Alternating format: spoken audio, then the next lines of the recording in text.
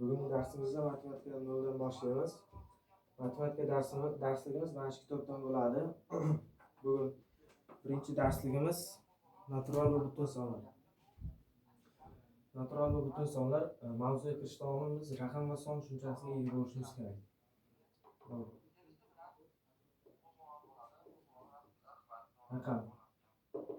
Raqam degani 0 dan 9 gacha ketma-ketlikka raqam deyiladi. 0, 1, 2, 3, 4, 5, 6, 7, 8, 9.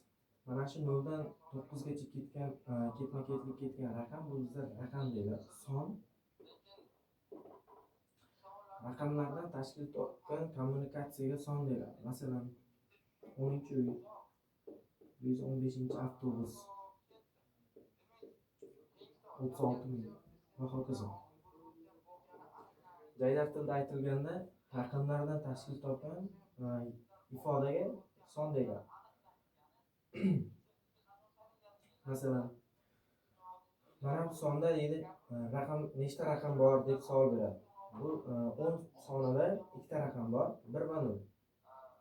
Keyin mana bu sonni deydi, 115 sonni deydi, raqamlar yig'indisini topib bering. Xo'p, raqamlar yig'indisi qanday topiladi? Mana bu alohida turgan raqamlarni bir-biriga qo'shib chiqamiz. 1 ga 1 qo'shamiz 2, 2 ga 1 qo'shamiz 7, 3 ga 6 qo'shamiz 9, 0 qo'shishning foydasi yo'q. Demak, raqamlar yig'indisi va raqamlar sonni bo'lib oladi. Xo'p. Endi bizda mana bu sonni o'zi bir necha turga bo'linadi ekan. Bugun darsimizda 3 tasini o'rganib olamiz. Xo'p. Birinchisi natural sonlar.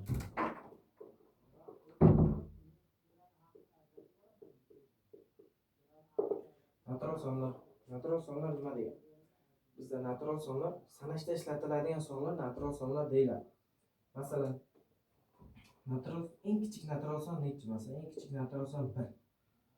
Eng kichik natural sonni bilib olsak bo'lib, bu yoqqa ketaveradi. 1, 2, 3, 4, 5 va hokazo plus cheksizlikkacha. Bizda natural son 0 natural songa kiradimi desa, 0 natural songa kirmaydi. Masalan, sen nechta uchgan bor desa, 0 ta uchgan bor demaydi. Bitta yoki ikkita uchgan bor deb butun, ya'ni butun aytish kerak. Xo'p. Xonada bitta o'quvchi yoki ikkita o'quvchi deb aytishimiz mumkin. Xonada o'quvchi yo'q bo'lsa, 0 ta o'quvchi yoki xonada 2,5 ta o'quvchi o'tiribdi deb ayta olmaymiz. Shuning uchun ham sanashda ishlatiladigan sonlar. Masalan, aytishimiz mumkin 36 mingta daftar, 50 ta kitob va hokazo. Ikkinchi o'rinda butun sonlar.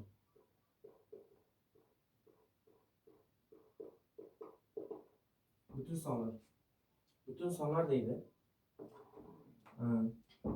Natural sonlar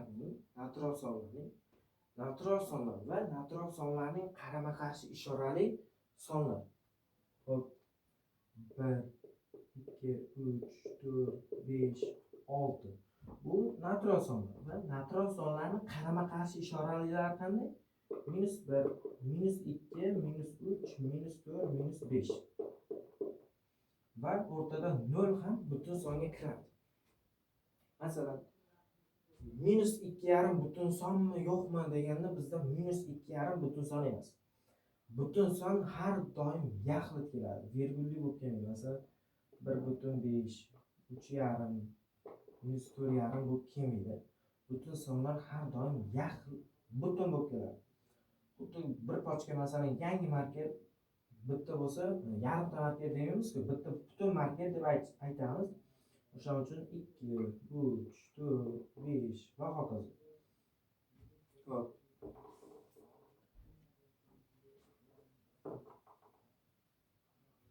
Keyingi sonimiz bizda tub sonlar.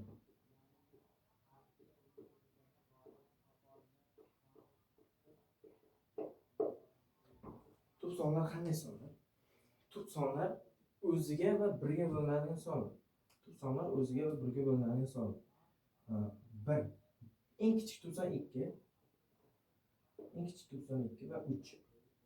o'zi hammasini o'ziga bo'lmadi va boshqa songa bo'linmash kerakda. Masalan, eng kichik tub son 2 bo'ldim, undan keyin 3, undan keyin 4. 4 tub sonmi deganda 2 ga bo'linyapti tub son, 1 ga va o'ziga bo'linish kerak. 2 ga bo'lib qo'y demak, tub son emas.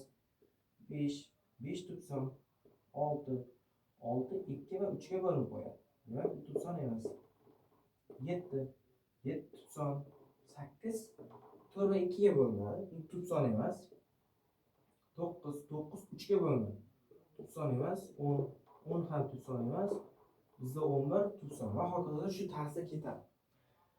Endi 2, 3, 5, 7 toq son, toq nomerli sonlarga o'xshab ketyapti. Demak, bizga savol beriladi, tub sonlar ham toq sonlarmi degan savol berilishi mumkin. Yo'q. Tub sonlar bilan toq sonlar o'rtasida juda katta farq bor. Masalan, bizda toq sonlar deydi 2, 3, 5, 7, 9. Tub sonlar mana shunday. Bizda mana bu 9 dedik, tub sonlarga kirmaydi dedik. Mana bu 9 tub sonlarga kirmaydi, lekin toq sonlarda bor 9. Demak, tub sonlar bilan toq sonlarning o'rtasida farq juda katta. Xo'p, videoni pauza qilib yozib olamiz. Undan keyin o'rganadigan narsamiz ham sochish bo'ladi.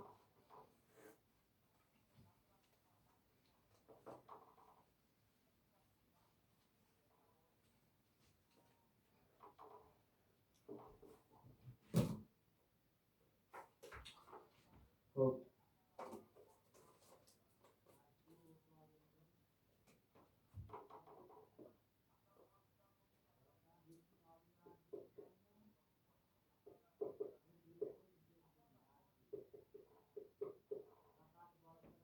javobini yozib qo'ying.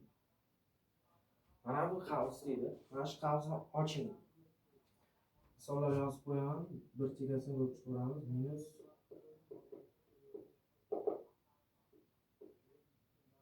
A plus B qavs ichida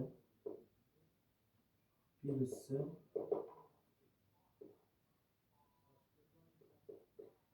A plus B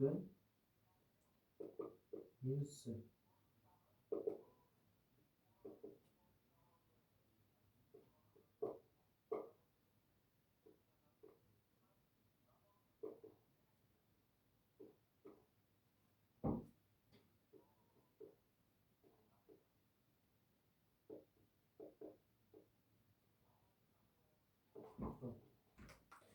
Qavs ochishni o'rganamiz. Qavs ochish qanday bo'ladi? Bizda ishoralar maxsus ishoralarni o'tganmiz. Alohida video chiqaramiz, videoni ko'ramiz. Xo'p. Qavs ochish uchun mana bu qavsni yo'q qilish uchun mana bu ani qavsning ichiga har doim ko'paytiriladi. Yozamiz. Qavs yo'q bo'lishi uchun ko'paytiramiz dedik. Demak, plusga minus har doim minus bo'ladi. Shuning uchun A minus B degan javob bo'ladi. Xo'p, keyingisi mana bu qavs tashqarisida minus turibdi. Qavsning ichida son turibdi. Demak, mana bu minus songa emas, faqat ishoraga ta'sir qiladi. Songa ta'sir qilmaydi, faqat ishora. Mana bu ikkita minus plus bo'lib ketadi-da, A bo'lib ketadi. Mana bu plusni yozishimiz shart emas. Xo'p. Mana bu A plus B plus C deb yozib qo'yibdi.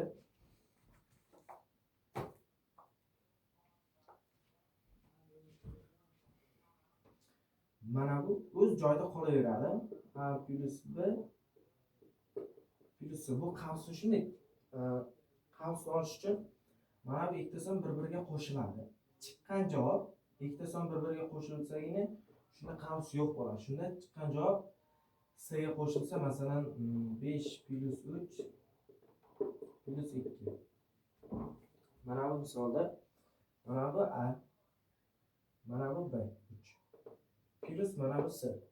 5 ga 3 ni qo'shamiz 8. Plus 2. Mana 5 ga 3 ni qo'shdik, qavs yo'q bo'ldi. Qavsni yo'q qilish uchun qavsni ichini qo'shamiz, keyingina tashqarisidagi sonni qo'shsak, shunda qavsni yo'q qilib ifodani yechib olamiz. Xo'p. 4-chi savolimiz 2-chi savolga o'xshaydi.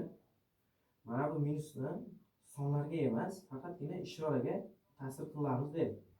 Minus bo'lsa plyusga o'zgaradi, plyus bo'lsa minusga, bo'luv bo'lsa ko'paytiruv, ko'paytiruv bo'lsa bo'lish amallariga o'zgaradi. Hop, a minus b plyus c qarz tushib qoldi. Hop, mana bu deyapti. A ko'paytirilgan b deyapti. Mana buni ichiga ko'paytiramiz. Hop, ko'paytirsak a b oldiga minus chiqadi. Biz buni ko'paytirilganda nimaga a b oldiga minus chiqarmaydi deganda, chunki buni oldida plyus bor edi, bunga ko'paytiruv bor. Ikkalasi ko'paytirib yomon yoziladi, oldiga minus chiqarib qo'yadi. Bu qavsni qanday ochamiz? Bu s ni mana bunday har biriga ko'paytirib chiqamiz. Bu s ni s ko'paytirilgan a b deb bunday ko'rishda ham yozsak bo'ladi. Endi bularni bir-biriga ko'paytirib chiqsak, s ni a ga ko'paytirsak s a o'rta ko'paytiruv. Buni bunga ko'paytirsak s b. Bugun darslarimiz shundan iborat. Mana shu qavs ochishni va natural sonlar, butun sonlar haqida to'liq ma'lumotga ega bo'lsak, to'plam kitobimizda birinchi mavzuni to'liq yechgan hisoblanamiz.